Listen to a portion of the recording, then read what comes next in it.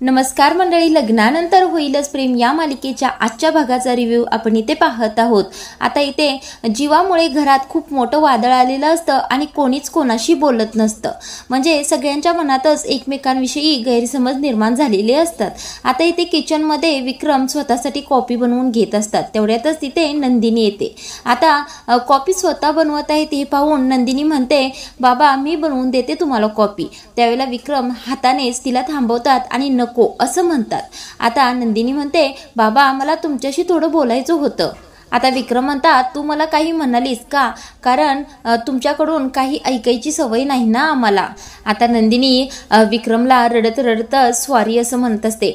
बाबा खूप खूप सॉरी, मनापासून सॉरी असं हात जोडूनच म्हणत असते। आता विक्रम म्हणतात, हे तुझं सॉरी आहे ना, बाहेर जाऊन आईच्या फोटोसमोर ठेव। तिची नजर मला विचारत आहे, हारापर्यंत गोष्टी गेल्याच कशा?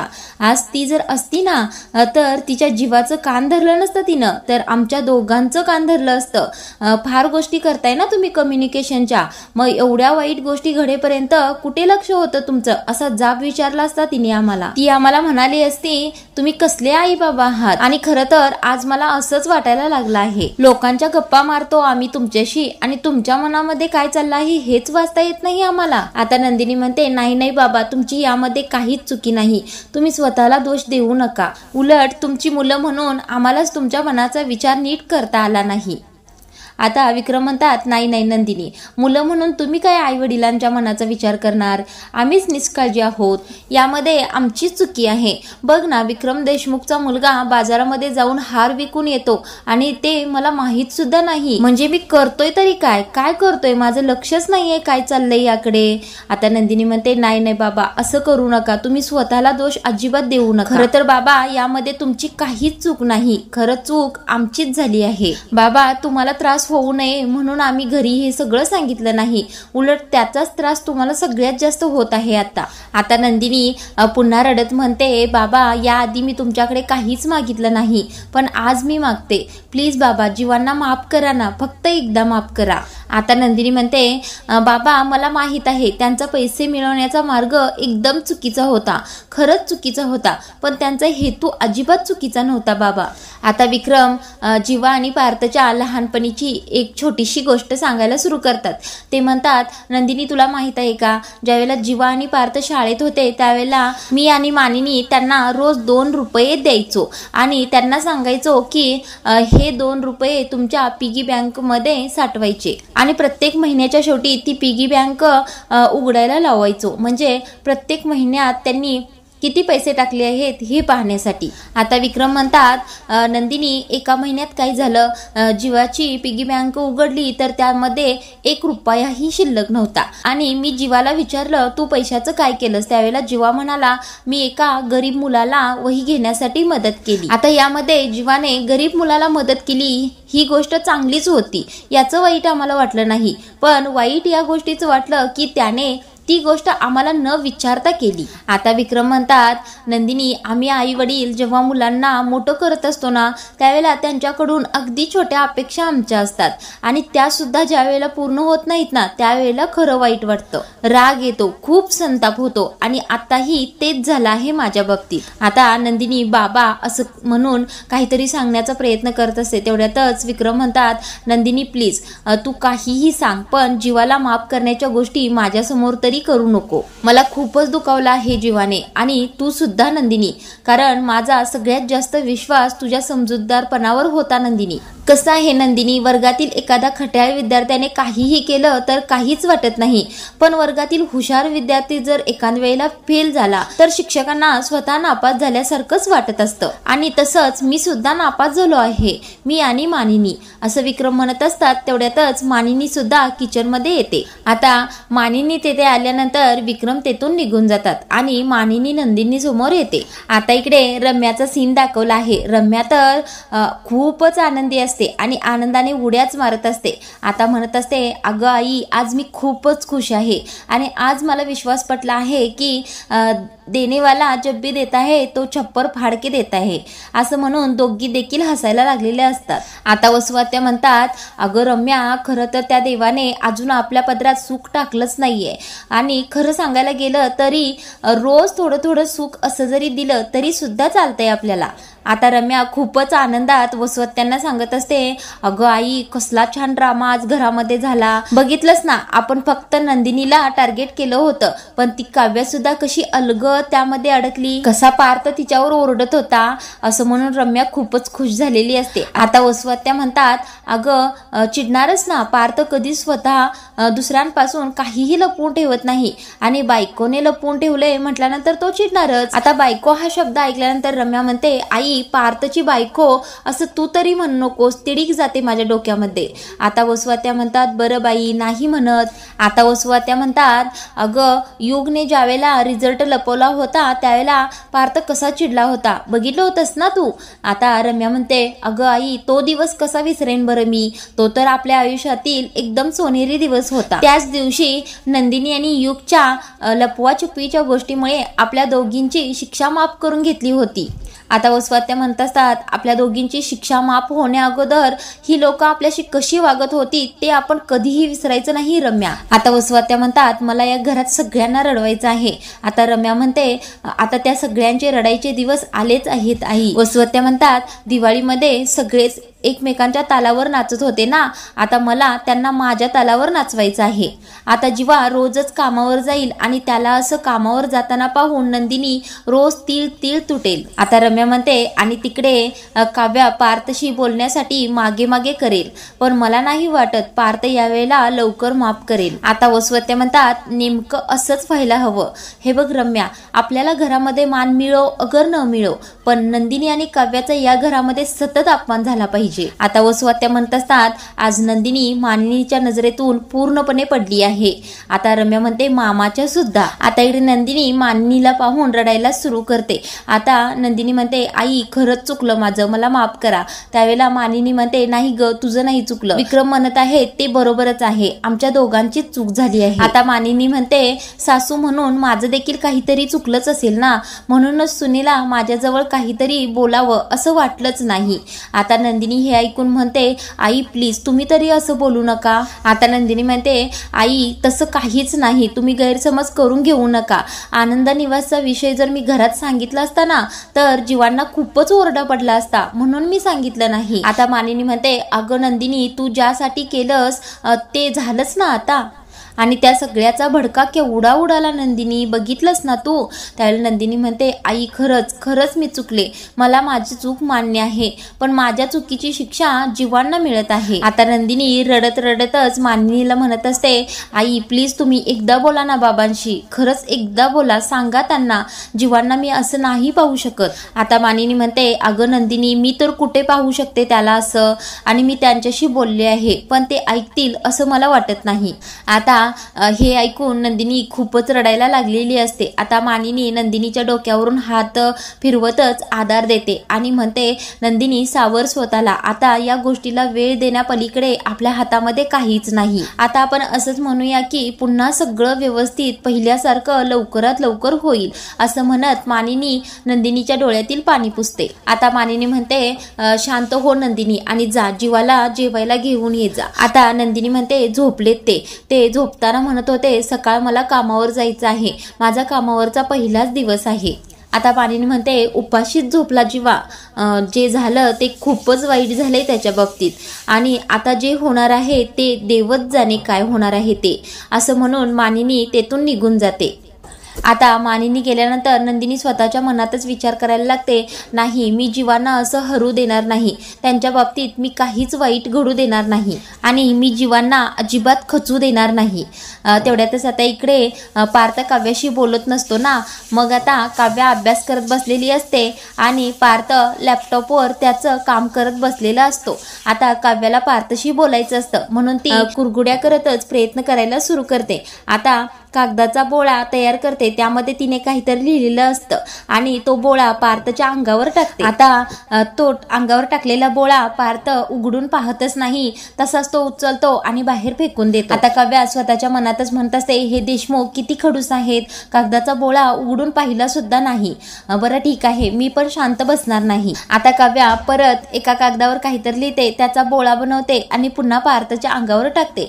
आता पार्थ ते पाहून म्हणतो, काय शाळेत आहात का, काय करत आहात? त्यानंतर काव्या म्हणते आता मी शाळेत नाहीये देशमुख, पण ज्यावेळेला मी शाळेत होते ना त्यावेळेला माझ्या रुसलेल्या मैत्रिणीच्या गालावरचा फुगा असाच कागदाचा बोळा टाकूनच फोडायची मी. आता पार्थ म्हणतो मी तुमची मैत्रीण नाहीये. त्यावेळेला काव्या म्हणते बरोबर आहे ना देशमुख, तुम्ही कशी मैत्रीण असाल, तुम्ही तर माझे मित्र आहात ना. आता काव्याशी अजिबातच पार्थला बोलायचं नसतं. आता काव्या असं बोलण्याचा प्रयत्न करत असते पण पार्थला ते अजिबात आवडत नसतं. आता काम करत असलेला लॅपटॉप बंद करतो आणि तिथेच टेबलवर ठेवून अंगावर घेऊन पार्थ झोपीत जातो. आता हे पाहून काव्या चिडते, थोडीशी शांत राहते, पण आणखीन पार्थच्या कानाजवळ येऊन खूपच मोठ्याने म्हणते तुम्ही आहात ना माझे मित्र. आता काव्या असं कानाजवळ ओरडल्यानंतर पार्थ पटकन डोळे उघडतो. त्यानंतर काव्या म्हणते काय आहे देशमुख, एवढे प्रयत्न करून देखील तुम्ही माझ्याशी बोलत नाही आहात. बरं ठीक आहे, मी सुद्धा शांत बसणार नाही. मी सुद्धा रात्रभर असे कागदाचे बोळे करूनच तुमच्या अंगावर फेकेत राहीन. आता तरी सुद्धा पार्थ काहीच बोलत नाही, त्याचा तो झोपीच गेलेला असतो. आता इकडे पार्थने फेकलेला कागदाचा बोळा काव्या हातामध्ये घेते आणि पार्थ पुढे जाते आणि म्हणते काय देशमुख, या बोळ्यामध्ये या कागदावर काय लिहिलं आहे ते सुद्धा तुम्ही वाचलं नाहीत. आता काव्या असं बरंच काही बोलत असते तरी सुद्धा पार्थ काहीच बोलत नाही. आता काव्या स्वतःच्या मनालाच एकटीच बोलत असते की बरं ठीक आहे, तुम्ही काहीच बोलणार नाही का, मग आता हमला करायलाच पाहिजे असं म्हणून आता काव्या असं म्हणाल्यानंतर पार्थ रागानेच उठतो आणि 1 मिनिट बंद करा तुमची ही नाटकं असं म्हणतो. त्यानंतर काव्या म्हणते नाही करणार, तुम्ही या कागदावर काय लिहिलंय ते सुद्धा तुम्ही वाचलेलं नाही. बरं ठीक आहे, मीच दाखवते तुम्हाला. आता तो कागदाचा बोळा काव्या उघडते आणि पार्थ समोर धरते. त्यावर लिहिलेलं असतं की तुमच्या नाकावरचा राग गेला नाही तर मी अन्नाचा कण सुद्धा खाणार नाही. आता ते वाचून पार्थ म्हणतो काय हट्टीपणा आहे हा. त्यावेळेला काव्या म्हणते मी हट्टीपणा करते का, तुम्ही करताय ते चालतंय का. आता पार्थ म्हणतो तुम्ही खरंच जेवला नाहीयेत का. त्यावेळेला काव्या म्हणते आता देशमुख या बाबतीत मी कसं खोटं बोलणार, खरंच जेवलेले नाहीये मी. आणि तुम्हाला सांगायचं झालं तर माझ्या पोटातील कावळे अगदी तुमच्यासारखेच माझ्यावर चिडले आहेत, अगदी पोटात काऊ काऊ करत आहेत. आता काव्या पार्थला म्हणत असते देशमुख पुन्हा एकदा शेवटचं सॉरी प्लीज सॉरी असं म्हणून कान धरत असते. आता तरी सुद्धा पार्थ काव्याचं काहीच ऐकायला तयार नसतो. आता पार्थ म्हणतो तुम्ही एक काम करा काव्या, तुम्ही वाटेल ते करा असं म्हणतो आणि पुन्हा झोपी जातो. आता पार्थ ज्या बाजूला तोंड करून झोपलेला असतो तिकडच्या बाजूला पुन्हा काव्या जाऊन बसते आणि स्वतःचे कान धरते आणि सॉरी असं म्हणत असते. आता पार्थ काव्याकडे तोंड मिरवून झोपतच असतो. तेवढ्यातच काव्या अडवते आणि म्हणते प्लीज देशमुख ऐका ना, तुम्हाला मी जेवले नाही जेवले काहीच फरक पडत नाही का. आता काव्या म्हणते मला माहित आहे देशमुख तुम्हाला माझा खूप राग आला आहे, पण तुम्ही असं शांत राहू नका, तुम्ही बोला, मनात जे काही आहे ते बोला आणि तुमचं मन मोकळं करा. असं सगळं स्वतःच्या मनामध्ये साठवून स्वतःला त्रास करून घेण्यामध्ये काय अर्थ आहे. हे बघा देशमुख, मी पुन्हा एकदा तुम्हाला सांगते, मी मुद्दामून तुमच्यापासून काहीच लपवून ठेवलं नाही. आता बघा ना देशमुख, मी तुमच्याशी एकदा माझ्या पास्ट बद्दल बोलायला आले होते पण तुम्हालाच ते ऐकायचं नव्हतं. पण ठीक आहे, ती गोष्ट वेगळी आहे आणि ही गोष्ट खूपच सिरियस आहे, ती तुम्हाला सांगणं खूपच गरजेचं होतं. आणि खरंच मी तुम्हाला सांगायला आले होते पण तशी योग्य वेळच मिळाली नाही. आता पुन्हा मी असं करणार नाही असं म्हणून काव्या पुन्हा कान धरून पार्थला सॉरी असं म्हणत असते. तरी सुद्धा पार्थ काहीच ऐकत नाही, पुन्हा अंगावर घेऊन झोपीत जातो. आता काव्या तरी सुद्धा शांत बसत नाही, पार्थच्या मागेच लागलेले असते. आता म्हणत असते देशमुख असं करू नका, प्लीज माझ्याशी बोला ना, काहीतरी बोला. आता पार्थ तोंडावर घेऊनच झोपी जातो. आता काव्या म्हणते बरं ठीक आहे, तुम्हाला माझ्याशी बोलायचं नाही ना, मग मी जाते मानिनी काकूंकडे आणि त्यांना सांगते पुन्हा मला गेस्ट रूम मध्ये शिफ्ट करा. जाऊ का जाऊ असं म्हणत असते. पार्थ जाऊ का मी निघाले बघा असं म्हणून काव्या पार्थला धमकावत असते पण पार्थ काहीच रिॲक्शन देत नाही. तरी आता काव्या तिथेच थांबते, जात नाही आणि म्हणते बरं ठीक आहे, तुम्ही माझं काहीच ऐकत नाही ना, मग आता एक शेवटची युक्ती आहे तीच वापरणार मी. आता काव्या 1 2 3 असं म्हणून पार्थ तोंडावर घेऊन झोपलेली ब्लँकेट काढण्याचा प्रयत्न करत असते. त्यावेळेला पार्थ खूपच चिडतो आणि म्हणतो शांत बसा, तुम्ही काय करत आहात, अशी बळजबरीने तुम्ही माझ्याकडून माफी नाही घेऊ शकत आणि मी रागवलो नाहीये, मी हर्ट झालो आहे आणि तुम्ही मला हर्ट केलं आहे. जर समजा मी जर अशी चुकी केली असती आणि मी जर माफी मागायला आलो असतो तर तुम्ही मला माफ केलं असतं का? तुम्हाला तुमच्या मनातील सांगावंसं वाटत नाही मला. मैत्रिणींचे किस्से सांगायला वेळ आहे तुमच्याकडे, पण आनंद निवासच्या गोष्टी सांगायला वेळ नाही. आणि आता तुम्ही जेवला नाहीत याचं गिल्ट सुद्धा तुम्ही मलाच देत आहात. आता काव्या तरी सुद्धा काहीतरी सांगण्याचा प्रयत्न करत असते, पण पार्थ काव्याला काहीच बोलून देत नाही आणि शांत बसा असं सांगतो. आता पार्थ काव्याला खूपच रागाने म्हणतो, प्रत्येक गोष्ट तुमच्या मनासारखीच झाली पाहिजे का? तर तसं काही सुद्धा नाही. आणि तुम्ही जेवला नाहीत ना तर ठीक आहे, जेवू नका, मला काहीही फरक पडत नाही असं म्हणून पार्थ अंगावर घेऊन झोपी जातो. आता इथे दुसऱ्या दिवशीच्या सकाळी मात्र जीवा लवकर उठून कामावर जाण्यासाठी आवरायला लागलेला असतो आणि आवरत स्वतःच्या मनातच त्याला त्या विक्रमचं बोलणं आठवत असतं की तू उद्यापासून रोज ऑफिसला यायचं आहेस आणि मान मोडेपर्यंत काम करायचं आहेस. मी जे काम सांगेन, मी जे बोलेन तेच तुला करावं लागेल आणि सगळ्यात आधी ऑफिसला तू जाशील आणि सगळ्यात उशिरा तूच निघशील आणि यात काही चूक झाली ना तर असं सगळं विक्रमचं बोलणं जीवाला आठवत असतं. आता जीवा आवरून सगळं तयार झालेला असतो तेवढ्यातच नंदिनी तिथे येते. आता नंदिनीला जीवा म्हणतो ओके आहे ना सगळं? आता नंदिनी काहीच बोलत नाही. जीवा म्हणतो बरं ठीक आहे, दे लवकर टिफिन, उगीच उशीर व्हायला नको. आता नंदिनी जो टिफिन घेऊन आलेली असते त्याच्यावर स्वारीचं लेबल लावलेलं असतं. आता हे टिफिन बॅगवरचं स्वारी पाहून जीवा म्हणतो काय आहे नंदिनी, हे तुझी यामध्ये काहीच चूक नाही. त्यावेळेला नंदिनी म्हणते नाही कशी, माझीच चूक आहे. ज्यावेळेला आनंद निवासचं प्रकरण घडलं त्यावेळेला सुद्धा मी तुम्हाला किती वाईट साईड बोलले होते, माझ्या काळजाचे तुकडे केलेत तुम्ही असं म्हणाले होते, म्हणूनच तुम्ही तुमच्या काळजाचा तुकडा म्हणजे आजीचा दागिना विकलात ना. मीच त्यावेळेला समजूतदारपणाने घेतलं असतं तर हे सगळं घडलंच नसतं असं नंदिनी म्हणाल्यानंतर जीवा म्हणतो अगं नंदिनी, तुला जर तुझं आनंद निवास मी जर परत मिळवून दिलं नसतं तर मी स्वतःच्या नजरेतून उतरलो असतो. आता नंदिनी म्हणते जीवा, आता तुम्ही आईबाबांच्या नजरेतून उतरलात ना, त्याचं काय आणि याचा त्रास मला किती होत आहे हे मी तुम्हाला सांगू शकत नाही. ज्यावेळेला आनंद निवाससाठी 15 दिवसाची मुदत दिली होती त्यावेळेला जेवढा त्रास झाला नव्हता त्यापेक्षा जास्त त्रास मला आत्ता होत आहे. तुमची स्वप्न वेगळी आहेत आणि ती तुम्हाला पूर्ण करता आली नाहीत आणि आज माझ्यामुळे तुम्हाला ऑफिसला जावं लागत आहे. सॉरी असं पुन्हा नंदिनी सॉरी म्हणत असते आणि कान पकडून जीवासमोर उभी असते. आता नंदिनी हात खाली करतच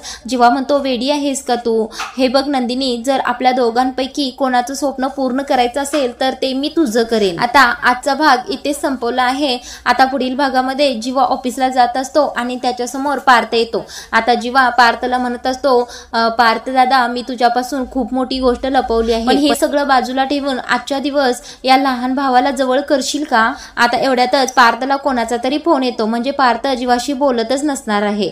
आता नंदिनी स्वतःच्या मनातच विचार करत असते तो गेलेला दागिना मी परत मिळवून जीवांवरचा एकतरी आरोप खोटा ठरवेन. तो आजीचा दागिना परत कसा आणणार आहे हेच आपण पाहणार आहोत.